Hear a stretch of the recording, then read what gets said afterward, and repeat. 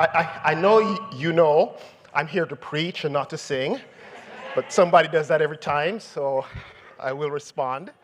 I'm going to get my time started here. And I really want to thank the singers for that last song, which resonates so much with what I want to talk about this morning, and was rendered in our heart music. We're so blessed to be able to worship God together in our own way here in the Kingston Church of Christ. So this morning's sermon is a study of 1 Kings 19 and of Elijah's encounter with Yahweh on Mount Horeb. Now, Mount Horeb is called the mountain of God. And so as you can see from the slide, I have entitled the sermon, Mountain of God.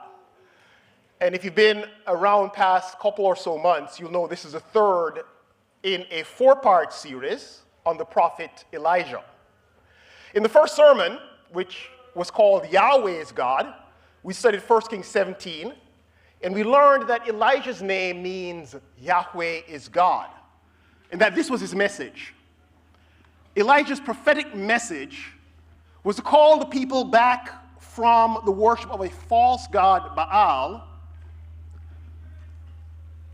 and back to the worship of Israel's God, Yahweh, as the only God. In the second sermon, Mount Carmel Showdown, we studied together 1 Kings 18. And we saw that Elijah's victorious confrontation with the 450 prophets of Baal on that mountain demonstrated that Yahweh was the one true God and that Yahweh was with Elijah. And by means of this victory, Yahweh, through Elijah, turns the people's hearts of Israel back from Baal to the worship of Yahweh. And the 450 prophets of Baal are put to death. And Elijah prays to Yahweh. And in response to his prayer, God ends a 3-year drought by sending rain again. So when we get to the end of 1 Kings 18, we find that Elijah is literally and figuratively on the mountaintop. He is, as we would say, fired up. And he's hopeful of having brought about lasting change in Israel. And we find him running in the power of God ahead of the king's chariot. And that denotes, as we're going to see in a short while, his expectation that things have really turned for the better. But in a few verses, when we get into 1 Kings 19, we're going to find him not running in the power of God, but running scared from a queen, no less, named Jezebel. And he runs all the way to Beersheba. That's as far south as you can get before you get to desert. And eventually, he goes even further to Mount Horeb. And we're going to see that he's no longer fired up. In fact, he's depressed. And in 1 Kings 19, Elijah therefore moves from the mountaintop of victory and vision down into the valley of defeat and despair. And the question we have to ask is, how does he get there? What accounts for this dramatic shift from fired up victory to depressed defeat? And what we will see in 1 Kings 19 is that somehow along the way, Elijah himself loses sight of the fact that Yahweh is God. And his version of success in the mission and his role in it had subconsciously become a God for him. And he was no longer content to allow God to be God over God's own mission. And so what we learn, and what Elijah comes to learn in 1 Kings 19, is that Yahweh is God over his mission, and not the mission is God, and not that we are God over the mission. See, the mission is Yahweh's, and Yahweh alone is God over it. And our role in the mission is only to be servants of Yahweh, and we don't have any say in how it is supposed to go or how it is supposed to unfold. Put simply, as you see there on the slide, Yahweh is God over his mission, and we are his servants. And that's a truth, I believe, that Elijah lost sight of. And that's what moved him from the mountaintop of victory and vision down to the valley of defeat and despair. And if we were to unpack that some more, here's a long sentence for you. Yahweh is God and not the mission. And so our role is to serve him and to surrender to his purposes instead of seeking to find our joy in the results of our service during our lifetime. This is an important lesson for us to learn, all of us, but especially those of us who are past what they call midlife. Don't have to raise your hand if you're in that category. I am. And it's important for us to learn because we, like Elijah, in each of our lives, we have our own mission from God. What we believe that God wants to do in our lives. What we want to accomplish before we pass from this earth. And we can, in our passion for God's mission and our own, have our own idea of how it's supposed to succeed and how it's supposed to work out. And we can lose sight of the fact that God is God over the mission in our lives, not us. And so we can come to struggle when, after all our sacrifices, it doesn't seem to be going the way we thought it would. Can you relate to that? I'm going to unpack that a little bit later. And so the message of 1 Kings 19 to us is Yahweh's God over his mission and we are his servants. And we're going to begin now our study of 1 Kings 19 by going back to where we find Elijah at the end of 1 Kings 18 on the mountaintop of victory and vision. So we pick up the story right after Elijah's victory over the 450 prophets of Baal on Mount Carmel. And Elijah said to Ahab, "Go and eat and drink, for there's a sound of a heavy rain." So Ahab went off to eat and drink, but Elijah climbed to the top of Mount Carmel, bent down to the ground, put his face between his knees. "Go and look toward the sea," he told his servant. And he went and looked. "There's nothing there," he said. 7 times Elijah said, "Go back." The 7th time, the servant reported, "A cloud as small as a man's hand is rising from the sea." So Elijah said, "Go and tell Ahab, hitch up your chariot and go down before the rain stops you." Meanwhile, the sky grew black with clouds. The wind rose. A heavy rain started falling, and Ahab rode off to Jezreel. And then we're told, the power of the Lord came on Elijah. ESV, I believe, says, the hand of the Lord came on Elijah. And tucking his cloak into his belt, he ran ahead of Ahab all the way to Jezreel. What we have here is a picture of a fired-up prophet because he's just had victory. And I want you to notice that he sends Ahab up the mountain to eat and drink. And really what he's doing, he's sending him to have a post-sacrifice meal. He said, "You go and have the meal, and I'm going to go off and pray." And the reason he's sending Ahab up the mountain to have this meal is because that meal represents, in his mind, the climax of all that he's been doing on Mount Carmel. You see, on Mount Carmel, he's not just trying to defeat Baal and to show the people that Yahweh alone is God. He's trying to bring them back to God. And so he really is initiating a renewal of the covenant with Yahweh that Israel had entered into. Israel had abandoned this covenant. they had disobeyed, they'd been unfaithful. And so you may recall during the story, he takes 12 stones and he sets up these 12 stones as an altar to Yahweh. Really what he's doing, he's trying to reconstitute the 12 tribes of Israel into a nation that is serving God.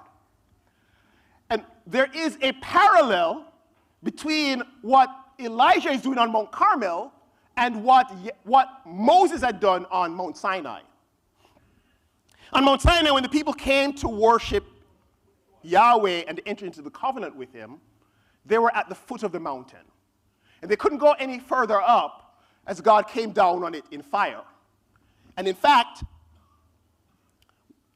Moses and the elders of Israel were the only ones who were able to go up further up the mountain. So a parallel in that, just like the Israelites were only able to stay at the foot of the hill, similarly at Mount Carmel, only the people could only stay at the foot of the hill on the slopes as Yahweh brought down fire. But in Exodus 24, Moses and the leaders of Israel go further up the mountain and they enjoy a meal with Yahweh. And what that meal was a covenant meal. When you enter into a covenant, you sit down and you eat together. And so really, the leaders get to go up the mountain, Exodus 24:11 if you're interested, and they're able to sit on that mountain and to eat with Yahweh a meal, and they're able to see him. And so when Ahab is told by Elijah to go up the mountain, in his mind, he's telling him as a leader of God's people, you go up and you have that same meal. Because he is perceiving that through Ahab, God is now going to renew a covenant with the people Israel. And then only Moses and his servant Joshua go all the way to the top of the mountain to meet with God, and only Elisha and his servant go all the way to the top of the mountain to meet with God. Now I'm pointing this out because I'm trying to give you a picture of what's going on in Elijah's mind as he thinks about this victory. It's telling us that Elijah is hoping that in sending Ahab up the mountain to eat and drink, while he prays for Yahweh, that he is restoring the covenant with Israel. Well, the other thing that I want you to notice is that he not only sends him up the mountain to eat with Yahweh, he also says, go down before the rain stops you, and then he runs ahead of him all the way to Jezreel. And Jezreel is where the king's winter palace was. Now, him running ahead of Ahab all the way to Jezreel positions him as a herald for the king. You know, like in Jamaica, when the prime minister is coming, you see the outriders, come out the way, come out the way, come out the way, move, the king is coming. Not the king, the prime minister. This is Elijah's role here. This is how he's positioning himself. This is the guy who's been combating Ahab all along. He's transitioning now into the role of being the king's herald. A herald was someone who would run ahead of the king and say, the king is coming, make way for the king, make way for the king. And I think this positions him in three ways as a herald. It positions him firstly as a servant of the king. And that tells us that in his mind, Ahab has been converted back to the worship of Yahweh. He thinks when everybody says Yahweh is God, everything don't know. And so the king is now serving Yahweh, and that means that I can now run ahead of the king. So he's a part of his entourage. The second thing that it positions him as is as God's, as Yahweh's representative. Because in the ancient days, people would think of the gods running ahead of the king and bringing victory.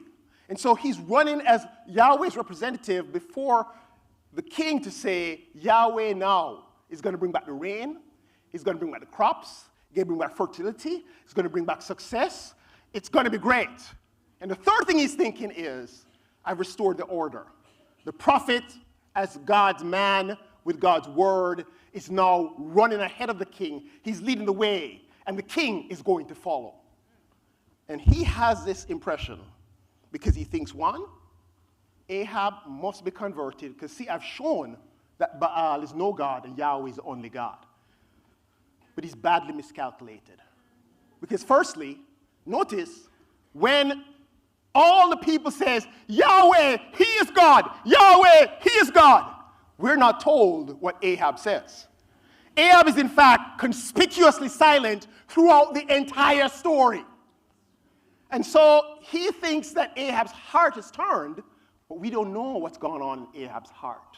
And in fact, the first time that Ahab speaks, we will see, is to tell on Elijah to Ahab's wife Jezebel. And we'll see his heart does not change at all. But even more importantly, he's miscalculated because he has not factored in Jezebel. He has not understood that the real power behind the throne is a woman. And the real person to contend with is not Ahab, nor the 450 prophets of Baal. It's that woman in Jezreel who didn't even bother to show. And so he thinks that it's all done now. Victory. Yahweh is God. And so he's running, fired up about this victory that he thinks he has achieved. He thinks that what has happened on Mount Carmel is not just one battle, but a victory that's won the war. And he fails to understand that, in fact, the real dopey conqueror that he needs to defeat remains to be contended with. And so we read in 1 Kings 19, Ahab told Jezebel everything Elijah had done. He's telling on Elijah to his wife. And his portrayal throughout the book of Kings, he's a very weak man. So he can't deal with Elijah himself. So wait till I go home and tell my wife. So he goes home and he tells Jezebel everything Elijah had done. And he holds a kicker to the last. And how he had killed all the prophets with the sword. Jezebel is the one who's been feeding all these prophets. So it's her investment that's gone south. So Jezebel sent a messenger to Elijah to say, may the gods deal with me, be it ever so severely, if by this time tomorrow I do not make your life like that of one of them. Now this woman does not go on the back foot. She comes on the front foot. She does not, equivocate. Notice she says, may the gods, plural. That means she's not moved from her polytheistic worldview. I don't care what you did on that mountain. I still say that there are several gods. And in fact, those same gods you think you've done with, may they deal with me ever so severely if tomorrow, like for like, I don't deal with you as you deal with my prophets then. And I think we know what poor Elijah's response is. And we're very critical of him, but I want you to notice, this is not an idle threat. This woman, as we will learn, has killed prophets of Yahweh before. And so Elijah, when he hears, we're told that he was afraid and he ran for his life. He sees the reality of the threat and he becomes afraid. And so he's running again. But he's not running in the power of Yahweh. He's now running in the grip of fear. Now, I want you to notice that previously before, in the story, every time that Elisha has moved from one place to the other, it has been at the word of Yahweh. This time, we're not told that Yahweh told him anything. He don't wait on no message from Yahweh. Him take off and run, as we would say in Jamaica. So in chapter 17 and verse 2, we're told, then the word of Yahweh came to Elijah. Leave here, turn eastward, hide in the Kerit ravine east of the Jordan. You'll drink from the brook, and I've directed the ravens to supply you with food there. Notice, so he did what Yahweh had told him. He went to the Kerit ravine east of the Jordan, and he stayed there. And then a little later in 1 Kings 17, verse 8, the word of Yahweh came to him, go at once to Zarephath in the region of Sidon and stay there. I directed a widow there to supply you with food. So he went to Zarephath. And then finally, In 1 Kings 18, after a long time, in the third year, the word of Yahweh came to Elijah, go and present yourself to Ahab, and I will send rain on the land. So Elijah went to present himself to Ahab. So at every point previously, he only moves when God tells him to go. But now, the word of Yahweh is conspicuously absent in this latest move. And as I said, he's got good reason to fear. And yet, Yahweh has shown him before that he could take care of him.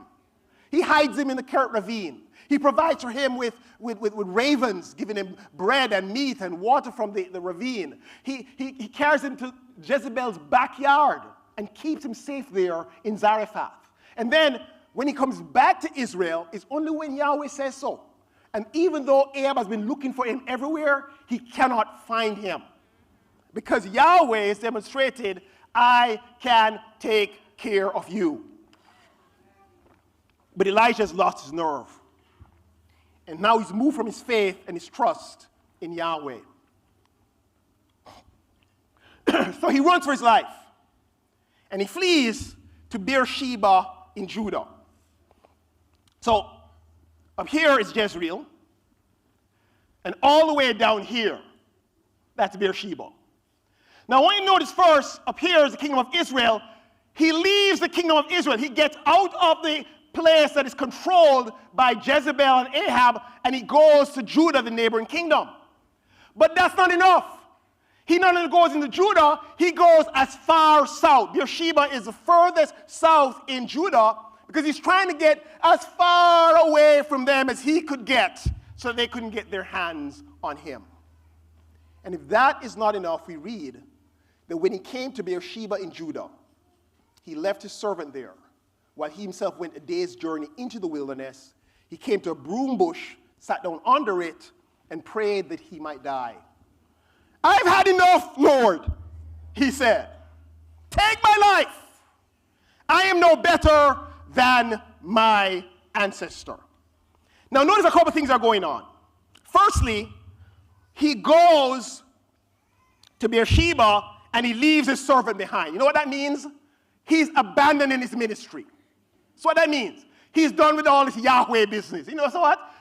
You're made redundant. Take a break. But if that were not bad enough, he travels a day's journey into the wilderness, into the desert. Now, you don't go a day's journey into the desert without provisions if you're expecting to come back. Are you with me here? He is suicidal. When he says, take my life, he's not joking. He wants to die.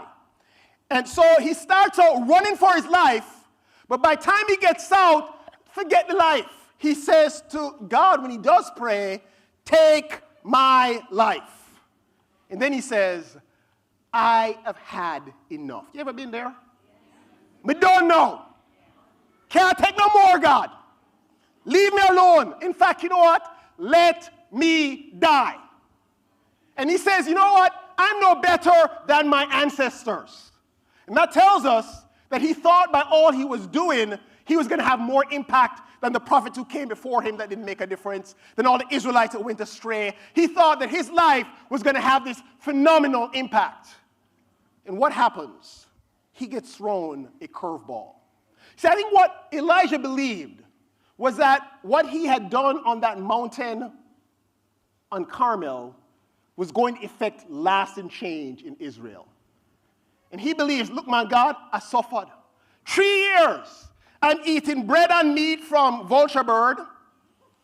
3 years, I'm eating bread and water from a widow. I'm hiding from people trying to kill my life. And then I win this incredible victory on top of the mountain that I think this is going to pay it off. I'm fired up. I'm ready to cook with gas. And then when I get back to Jezreel, there's a woman there who's really pulling the strings. And she's threatening my life again. I thought I was done with this. And he says, you know, I'm running. And he said, forget running. You know what, God? I just want to die. Let me die. Because what I believed was going to happen is not what's happening. And God, you're not fair. Because you made me believe that I was going to have this great victory, and see, I come right back to the very same place that I was at before.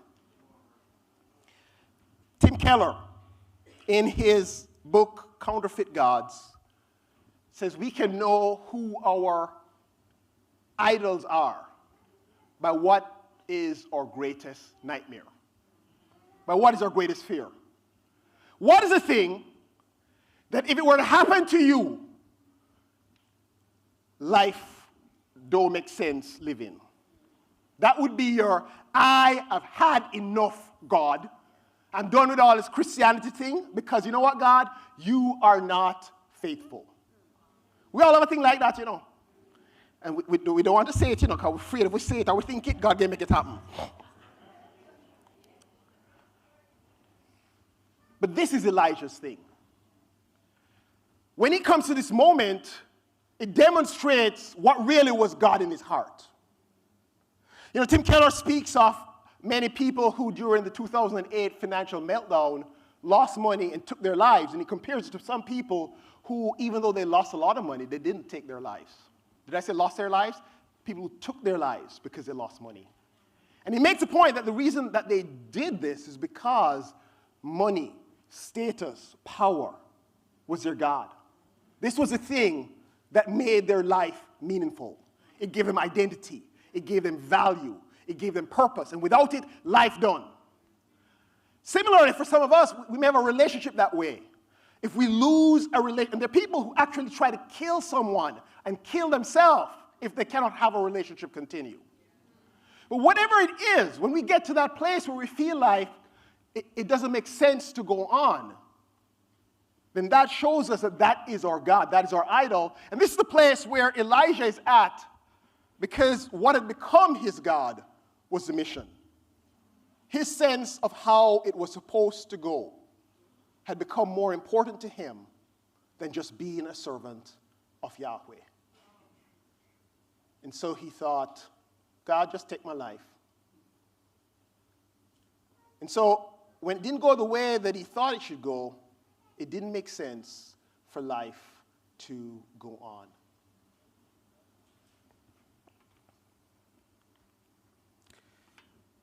He says, I've had enough. God, you know what? Take my life. I'm no better than my ancestors. I think that we can relate to Elijah.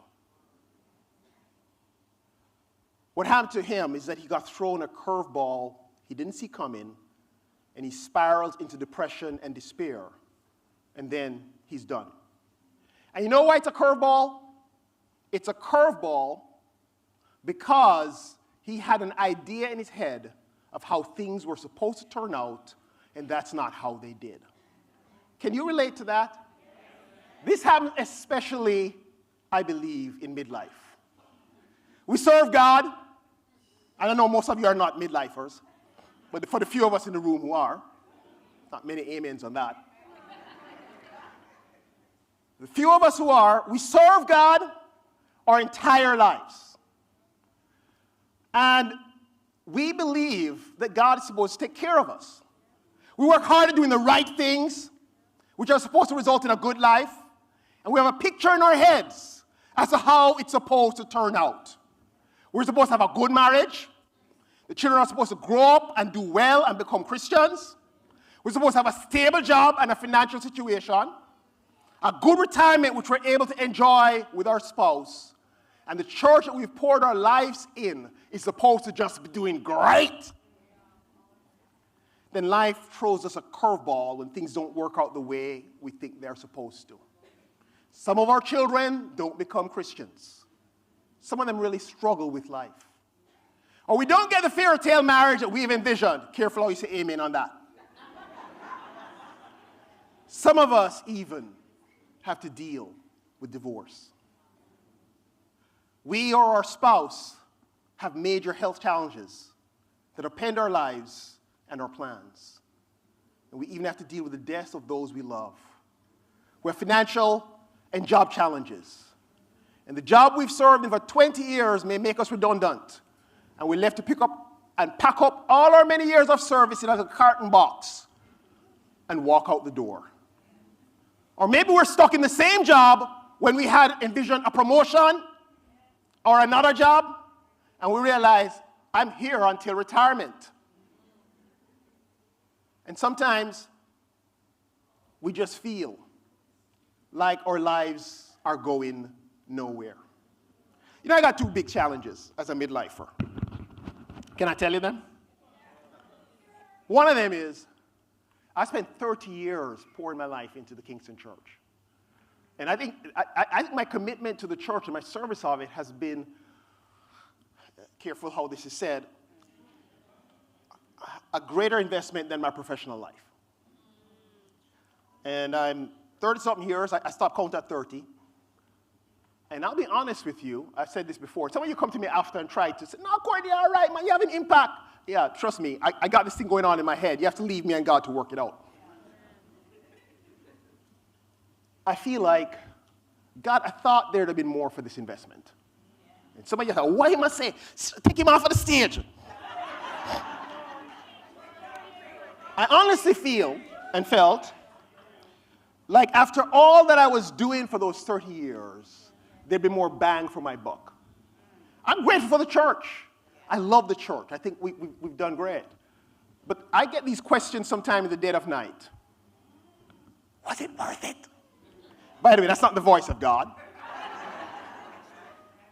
If you could do it over Courtney, wouldn't you make more money? If you could do it over Courtney, couldn't you not become a big lawyer? Let me be kind to myself, a bigger lawyer. And that's a struggle for me. Another struggle I have is, God, I would like to teach the Bible. And people have said to me, yes, man, why would God not allow you to do that with most of your time? And as I get older, I can't do as much as I used to. I'm coming to that soon. But I realize as well that God is not making it turn out the way I thought it would. And God is saying, no, you're going to stay and you're going to just continue to work and preach for a little time. And I'm like, but God, this is not what I envisage. And he's like, yeah, but remember, I am God, not you. You're my servant. You see where you are? That's exactly where I want you. But I don't like being here. I didn't ask you that. I'm doing something. You stay there, and you do what you're supposed to be doing right there. Now, I'm trying to relate to Elijah here because I think we tend to be very hard on him, and we don't see that we have the same challenge that he does. And one of our idols, I would dare say, is the church. We can get to the place like Elijah where we put the mission in the place of God. And we can get to the place where, like Elijah, where we get our sense of I am saved, or security, or righteousness is not from God's grace, but from our way of serving God.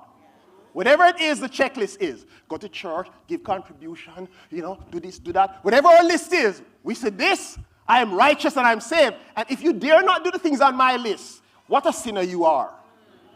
And this is where Elijah is at. Because he puts in the place of Yahweh his own vision of how it's supposed to go. Think about that some more. Some of you are like, what is he saying? I can't believe, ponder it. I think it can help you. So then, having asked Yahweh to take by his life, he basically lays down now to die. We're told then he lay down under the bush, he fell asleep. All at once an angel touched him and said, get up and eat. He looked around and there by his head was some bread baked over hot coals and a jar of water. He ate and drank and then lay down again. And the angel of the Lord came back a second time and touched him and said, get up and eat, for the journey is too much for you. So he's saying, Yahweh, take my life. I'm under this tree here. Just leave me here to die. And then we're told that an angel touches him. Now that word angel in Hebrew is malak, as in Malachi. Malachi means my messenger. Because that word malak means both an angel and it can be translated a messenger because an angel really is a messenger. Interestingly, that's the very same word that is used in verse 2 when Jezebel sends a malak, a messenger, to Elijah. So we're meant to parallel Jezebel, sending a message of death with words. And here, God sends a message, but it's a message of life. But he's not sending it just with words. He actually prepares a meal for Elijah. And this water and bread is meant to remind us of God providing for the Israelites in the desert. But it's also meant to remind us of how God provided for Elijah, first with the ravens and the water by the brook, then with the widow of Zarephath. Out of a jar, God gave him baked bread and water. And so the idea is that God now himself is providing for Elijah. And to bring it even closer home, we're told on the second occasion that the angel is the angel of the Lord.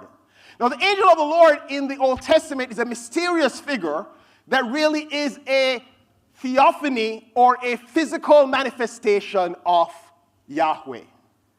In other words, Yahweh, when he wants to appear personally, he would manifest in a human appearance and interact with people like he does with Abraham in Genesis, I believe, 18.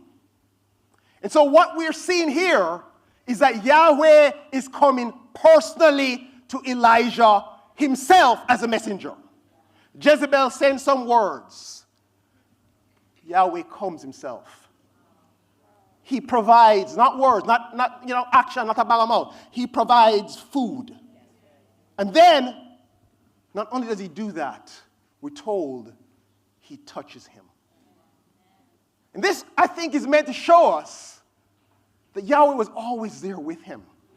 He didn't need to run. God was going to take care of him, but it also shows us the grace with which God meets him. Notice he doesn't start arguing with him and just make him have a bad attitude. He doesn't correct him. He says, yes, I know it's too much. Here's some food. And then he says, the journey is too much for you. Get up and eat. But we're not told where the journey is. What's the destination? Coming there. So Elijah, we're told, got up and ate and drank, and strengthened by that food, he travels 40 days and 40 nights until he reached Horeb, the mountain of God. So he's here, first to Beersheba. He travels a day's journey into the desert, and then from there, he travels about 200 miles to Mount Horeb, which is the same place as Mount Sinai. So notice that Horeb is the very same place as Mount Sinai, and I don't have time to go into this, but in Exodus 3, when Moses sees God on the mountain in the burning bush, he's on a mountain that God says to him, it's Horeb, the mountain of God, and there God says to him, when you brought the people out of Egypt, you will worship on this mountain. That mountain is Sinai. So the place where he leaves from Jezreel to Beersheba, and then from there to the desert, and then he goes even further south, all the way down to Mount Sinai, is a place where Israel met with God in the desert and where God entered into a covenant with them. It's also the mountain where Moses received the law on Mount Sinai. Now, I think the point is that he travels 40 days and 40 nights because he thinks that this place is a place that he's going to like Moses went up the mountain. But he's in a reverse journey from the promised land. And he's going away from the mission field. So God, I don't think when he said the journey is too far for you, was thinking he's going in this direction. I think God really wanted him to go back the other way. But he, in his mind, is convinced that going away from the mission field is the right thing for him to do. And the question I think we're left with, is he really being like Moses, or is he more being like the Israelites? So he gets there, and he goes into a cave, and he spends the night. And the cave, I think, is reflective of exactly where he's at. Caves are dark places for a dark mood. And they're places that we go to isolate. I have a home office at my house that whenever people come to the house and for some reason they come in there and they say, oh, this is my home office, they say, oh, this is a man cave. I don't know why they keep saying that. And then the other day, my daughter says to me, because I'm doing some renovations on the home office, it's a home office, my daughter says to me, so I see you're updating the Bat Cave. So I said to her, why do you call it a Bat Cave? She says, Bat Cave, isn't that the place where Batman goes when he wants to hide away and escape from the world? And I said, no, Batman goes into the Bat Cave to retreat in order to build tools that he can have an impact on the world. She kind of rolls her eyes. And the jury's out. Just so you know, this sermon came out of the Bat Cave, the home office. But I think we're to see that Elisha is going into this cave because he's isolated. Isn't that what we do? You know, I get all the time with Dwight Hamilton the other day, and I was just talking to him about how difficult it has been for me to do what I used to do as a younger man, just pick up the phone and call and tell people how I'm doing. Because I just feel like, sure, sort it myself. Can't bother talk to nobody. And you guys are thinking, yeah, take him off the stage, man. I don't think I'm alone in this. We isolate. We isolate, especially us men, when we think things aren't going the way that we'd like. And I think a big part of what God is trying to do is to get him out of the cave, because as long as he's in the cave, he's locked in a closed system of thinking with himself. And God is trying to get him out the cave. So the word of the Lord came to him, and notice the word of the Lord has now come. It wasn't there when he ran. The word of the Lord now comes to him, and God says to him, what are you doing here, Elijah? The question tells us this is not where he was supposed to go. And the question is like the kind of question that God asks Adam, where are you? It's like when he asks Eve, what have you done? It's like when he asks Cain, where is your brother? God is not asking these questions for himself. He knows the answers. He's trying to prompt self-reflection. You want something to meditate on? Write down these words and just meditate on that and pray. What are you doing here? Right where you are at this moment. I'm not talking physically. I'm talking spiritually. Just think of God asking you that. And notice there's no condemnation or anything. What are you doing here, Elisha? And look at his response. I have been very zealous for the Lord God Almighty. The Israelites have rejected your covenant, torn down your altars, and put your prophets to death with the sword.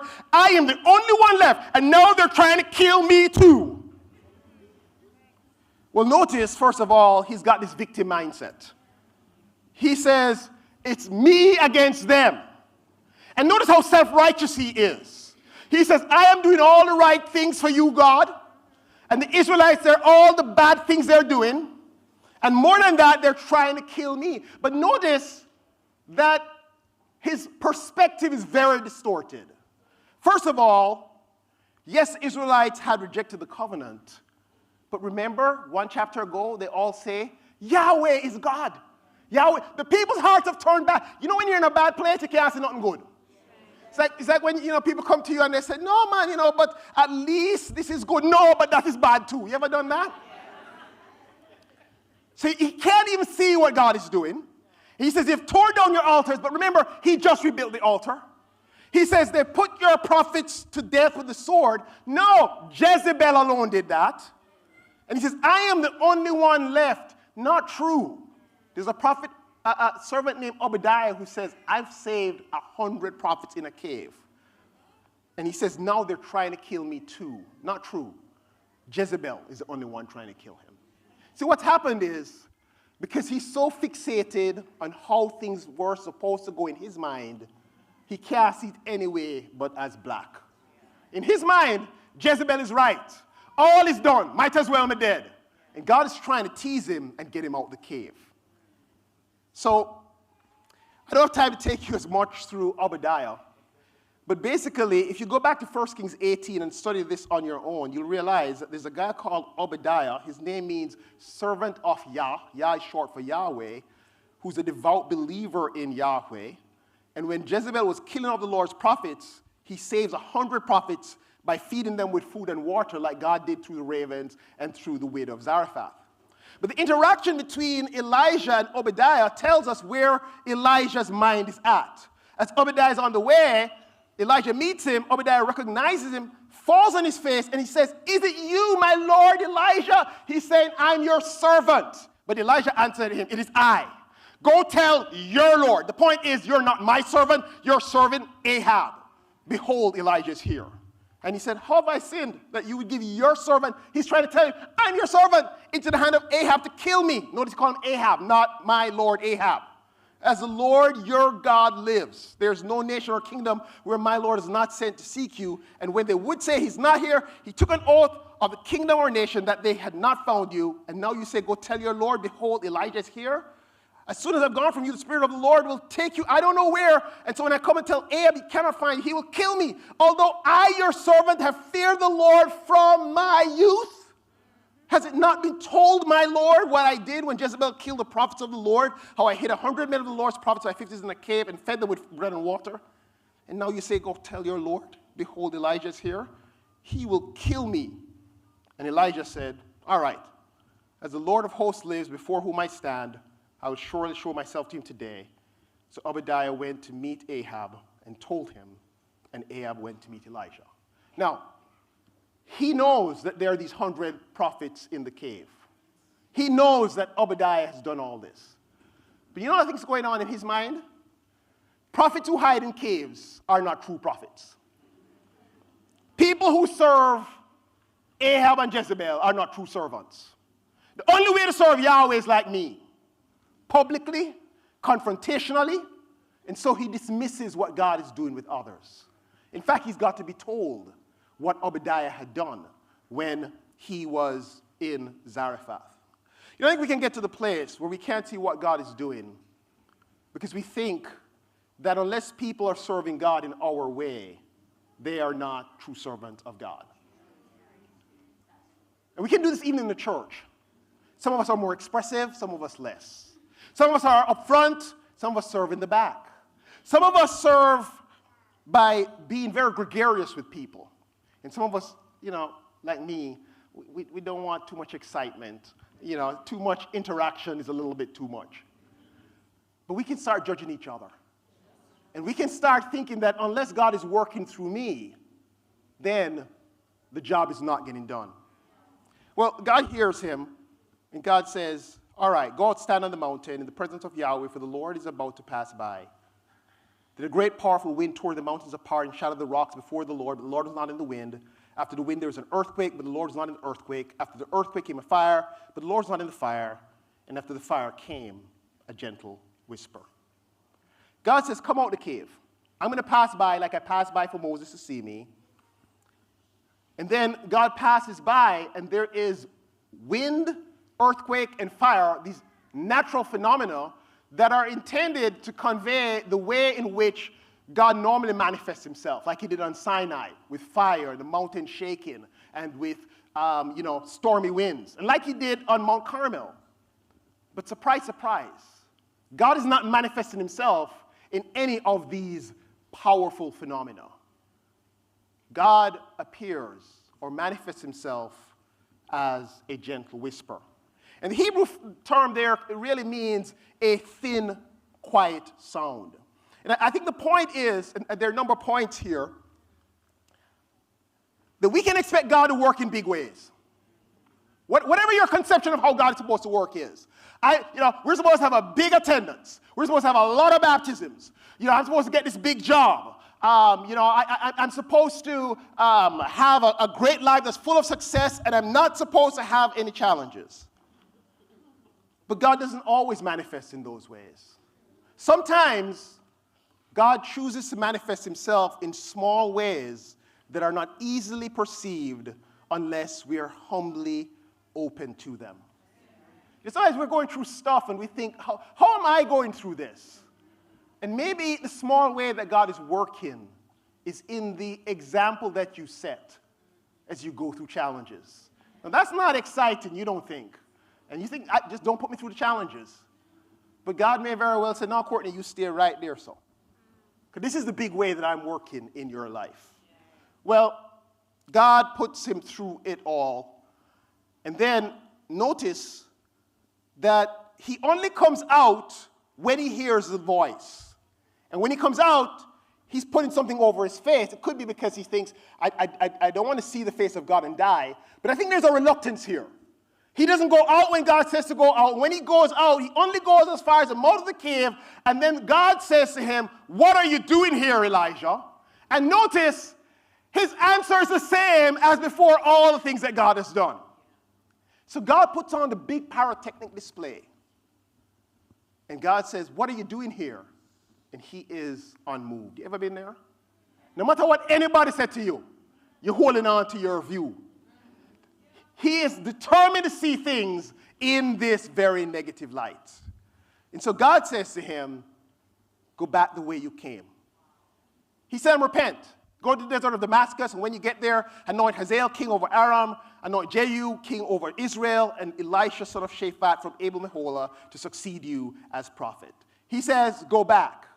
And I think a big part of what God is trying to do is to show him, you are not the only show in town. And in fact, my plan is bigger than yours. What I'm going to do involves something beyond your lifetime. Because you read the rest of Kings, Hazael is an evil king, but God uses him not as his servant, but as his instrument to punish Israel. Jehu is a king that eventually kills all the descendants of Ahab. And of course, Elisha is the one that succeeds Elijah as prophet and brings the confrontation to its climax. And God says, Jehu will put to death and you escape the sword of Hazael. Elisha put to death and you escape the sword of Jehu. Yet I reserve 7,000 in Israel, all whose knees have not bowed down to Baal and whose mouths have not kissed him. God is saying, I'm going to do this beyond your lifetime. And he says, and by the way, there's not only you left, there's 7,000. And that's 7, a number of completeness, and 1,000, like we would say, a million. He's saying, a whole heap of people I have that I've kept safe. And in fact, the perfect number. There's not one person who should be serving me who's not. I don't lose anybody. So Elijah went from there. He finds Elisha. He finds him plowing with 12 yoke of oxen. His family's very rich. And he himself is driving the 12th pair. This guy's got energy and vigor. So Elijah goes up to him, throws his cloak around him. That's a sign of a transfer of power. He doesn't say any word to him. He doesn't anoint him. He doesn't anoint Hazael. He doesn't anoint Jehu. You can tell he's half-heartedly doing what God has told him to do. And Elisha nonetheless responds by leaving the oxen and running after Elijah. Notice he's the one who's running now. Let me kiss my father and mother goodbye, and I'll come with you. And Elijah says, go back. What have I done to you? And that's an ambivalent response. It's kind of like he's saying, what am I doing to you? But it could possibly mean, think about what I've done to you. But I want you to notice how Elisha is, notwithstanding the gruff attitude of the older, jaded prophet, how he's just fired up to leave all his wealth and security to go and serve as prophet. Well, Elijah leaves him. He goes back, takes his yoke of oxen, slaughters them, burns the equipment, gives it to the people, they eat, and then he sets out to follow Elijah, and they become his servant. That's the same word that's used of Joshua. He, in fact, succeeds him. I think there are a couple things here as I close I want to say to us. One, God's intention is for those of us who are older to hand off what he's given us to the next generation in order for them to continue the mission. One of the things that can give us peace is knowing that all that we want to accomplish may not get done in our life, but God is bigger than our lifetime. And that God can, in fact, work incredible things beyond us.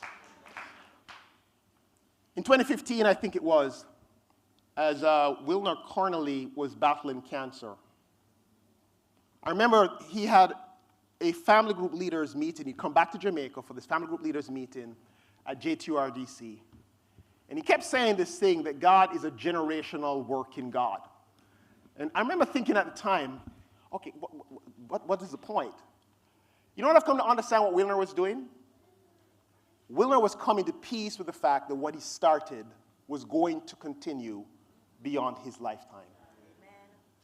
And I think he's right. It's not about us and our little life. And if we think that is so, that's where we get discouraged. How are you doing in passing on what God has given you? Last week I went to the YoPro barbecue. A YoPro barbecue with my family group. And at the start of it, I was talking with Jamoni and with Carlos. And they'd had some, what do you call it, Mighty Men group in the morning. They hung around Kingston in the afternoon.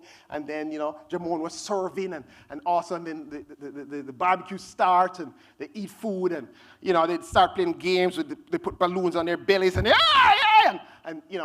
and by this time, it's about 7 in the evening, my wind down starts. And there are not enough chairs, so I was trying to be chivalrous, and I'm standing up. And after a while, my back starts hurting me. And I remember Kesa was sitting there, and I went, "Oh!" and sat down like that. And she said, "Oh, yes, but you sound like old man." And then as I'm leaving the event, Darren says, "Well, Courtney, you gone to your bed?" I said, "Yes, it's bedtime." You know what's very clear to me? We need the next generation. And one of the things we've got to stop doing is stop being judgmental of them. They're different than us because they're a different generation. How them dress up? Wait, I want to have 2 earrings in them ears. The boy, them a wear earring. What? What's wrong with him? Yeah, you know what I'm talking about, right? Some of you want to burn me because I'm saying this kind of stuff. You know what we're being? We're being gruff like Elijah. We're not ready to let go. Listen, our number's being called. You guys don't like what I'm saying here. And what God wants for us to do is to hand off to the next generation. You know how much time you have? Find somebody. There's something that God and others has poured into you. Notice Elijah didn't just take up after Elijah died. There had to be an overlap. We're living in the overlap. You guys don't like what I'm saying?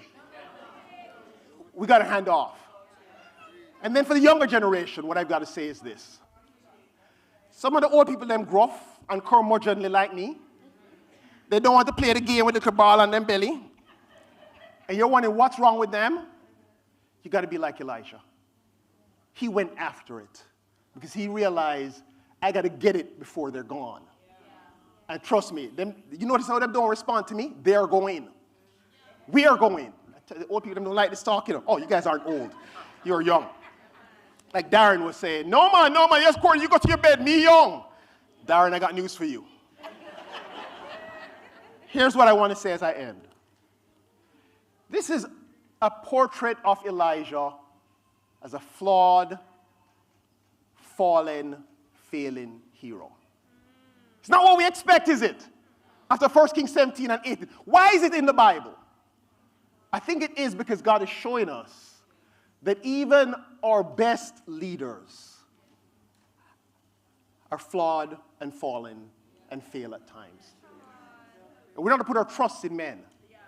But I think the next thing he's trying to show us, he's showing us that that's us too. And that we have these moments ourselves. And what he's showing us is that he will meet us there. I realize I've got a lot of challenges. But here's the thing I never doubt. I never doubt that God can work with me. I never doubt that God is working in my life. That even now in my broken state, wherever I'm at, God is going to meet me here. And he's going to work to get me where he wants to get me. He does not give up on Elijah, as we will see when we get to the 4th in the series.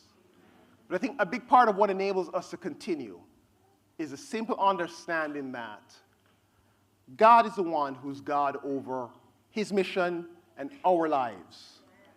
And our role is simply to be his servants and simply to allow him to work out his purposes in our lifetime and then beyond that as he continues in life.